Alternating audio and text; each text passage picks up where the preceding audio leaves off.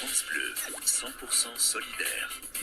Une belle intervention dans les Alpes-Maritimes, précisément au centre Antoine Lacassagne, où des repas ont été servis au personnel. Il y a beaucoup d'actions gourmandes et solidaires. Les deux chefs ont préparé des repas dans les cuisines du centre pour le midi, où près de 300 convives sont venus se restaurer et saluer les chefs pour les remercier de leurs gestes. L'un des chefs est avec nous, un chef lyonnais et meilleur ouvrier de France 96, Jacques Rolancy. Bonjour. Bonjour Mélanie. Bonjour, bien propriétaire du restaurant Le Rolancy et le bistrot des Viviers à Nice. Et pour l'anecdote, votre maman a été la première femme meilleure ouvrier de France. Oui, des métiers de bouche réunis.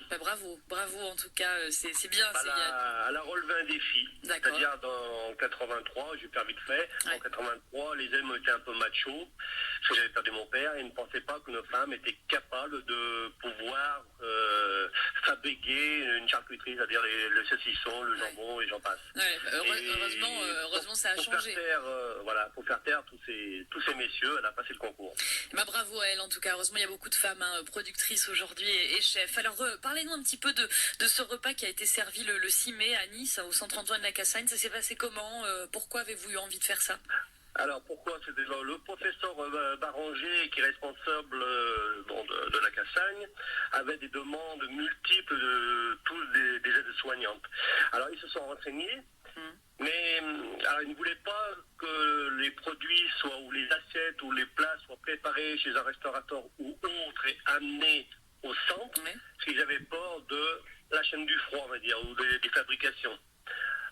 Donc vous avez fait le repas sur place. Ils nous ont posé la question si monsieur Patrick Ringard, moi-même et son chef pâtissier étaient prêts à venir préparer le repas sur place.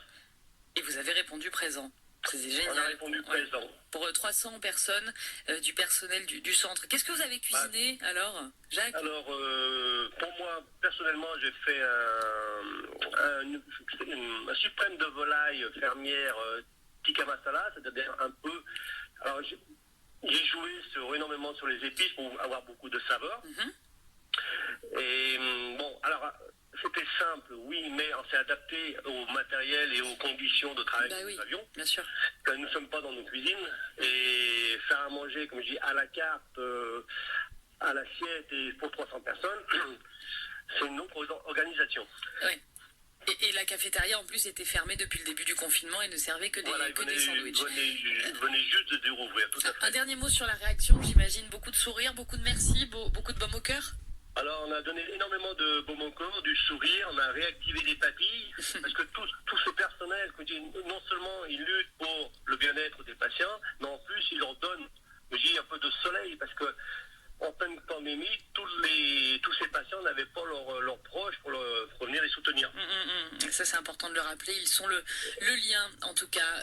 On remercie également le chef Patrick Ringard, une étoile au Michelin pour son resto La Table de Patrick Ringard au Cap Estelle à Aise. Et puis merci à vous, Jacques Rolancy, pour cette belle initiative. Vous comptez en un mot, en quelques secondes, le refaire? Là, je prévois de le refaire, mais cela, ce sera pour les patients. Voilà, pour les patients. Bravo, en tout cas, pour cette belle initiative. Je le rappelle, chef du resto Le Rolancy et le bistrot des Viviers à Nice. Merci, Jacques. À bientôt. Merci, très bonne journée. Merci, au revoir. Au revoir, merci. Au revoir.